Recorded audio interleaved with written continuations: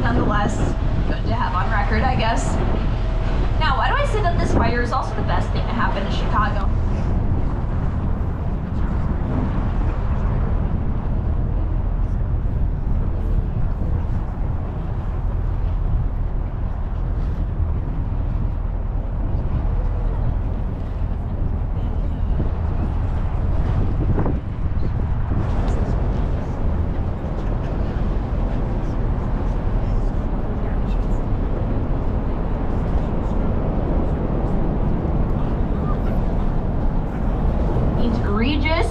It's a fairly new addition to our skyline, just completed in 2020, designed by Studio Gang and the chief architect. $5 billion renovation of their international terminal, which should be ready around 2028. Some cool structural gymnastics going on with the St. Regis that we'll talk a little bit more about on our way back when we have a different view of it. Something I really love about this building is their use of color, illusion equality, using the darkest shades of glass on the most narrow parts of the building and the lightest shades on the widest parts of the building. The Wrigley building here is specifically Spanish Revival because that clock tower up there is modeled after La Giralda Tower of Seville Cathedral in Spain. Nowadays, though, we're all about site-specific designs that are custom-made for the environments that they're built in. So notice no more just copy and pasting, but rather building for the... So that's contextualism. It's in conversation with its context, all about blending in and harmonizing with the building's surroundings, respecting the neighborhood it's built in. Trump Tower is the second tallest building in Chicago today. It was completed in 2009, designed by a super famous global architect named Adrian Smith. Adrian Smith was born here in the Chicago area. He got his career started right here as well, before going on to design what is now the tallest building in the world, and that's the Burj Khalifa Indian system makes around the downtown area.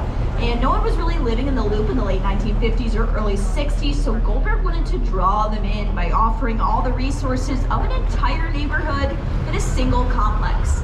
So you had your housing up at top, parking right below it. There was an office building behind there, a dry cleaner, former movie theater, which is now the House of Blues, health club, swimming pool, bowling. Now, if Marina City was meant to bring people in, you might suspect that the motive behind this short, stocky building over to our left is to keep people out. And that's just because 55 West Wacker over here is a prime culprit of brutalism style architecture.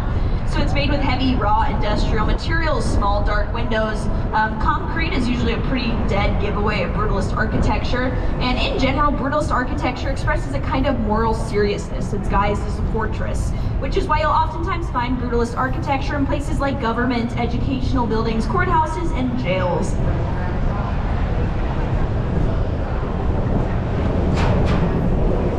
In contrast, check out this beautiful blue glass and white granite building next door. And I want you to draw your eye all the way up to the top of the building. You see that triangle shape with these sort of pillared windows and these like white pillars running down the length of the building. Sort of looks like a modern day Greek or Roman style tenement. And creating a second shoreline, if you will, that's over a mile long to lure people down to the river and raise people's personal interest in the river water quality. So I said we're trying real hard to clean the river water up, and one way we're doing that is by adding all these amenities to the stripes that draw your eye upwards. Deep inset windows that reinforce the look of those stripes. A polished Indiana limestone facade, simple repeated geometric shapes and metallic elements, which create a sense of rhythm when you're looking at the building. The merchandise mart was constructed in 1930, originally to be the wholesale warehouse for the Marshall Fields department store. And in a nod to the building's retail roots, you see these green-headed statues at Water's Edge. Those are the original kind of kings of retail.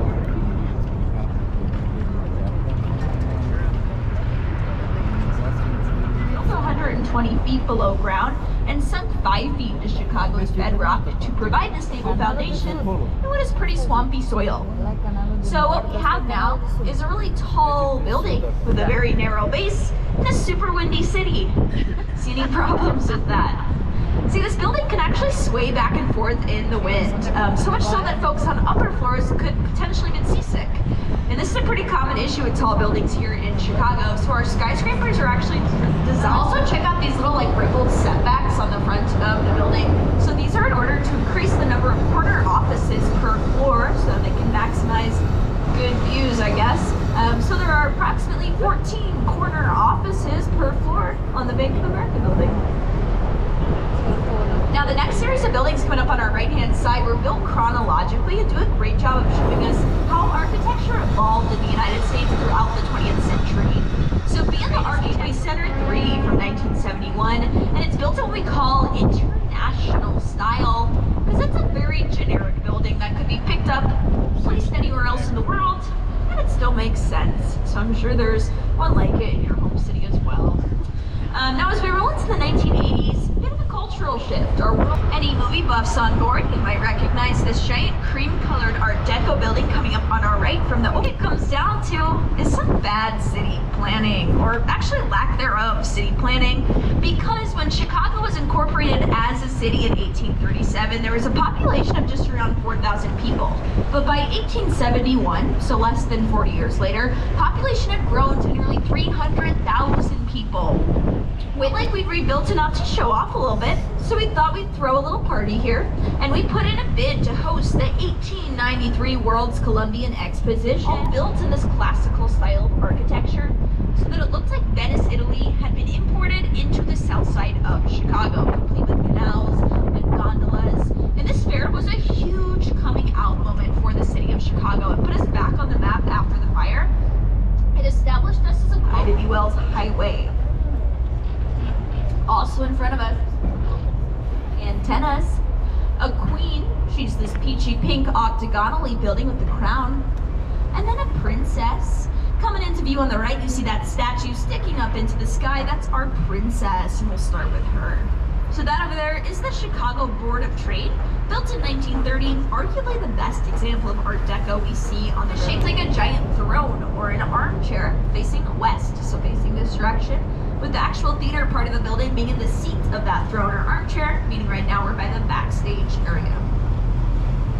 In front of us, or our left, let's all just take a moment to recognize and appreciate how enormous this building is. It's huge.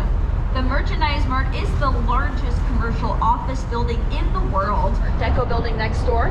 Third patio matches the height of the base of the Roman temple on the neoclassical building next door. So well, if it isn't contextualism, striking it again. Coming up on our left, this low-lying red brick building here is the Reed Murdoch Center.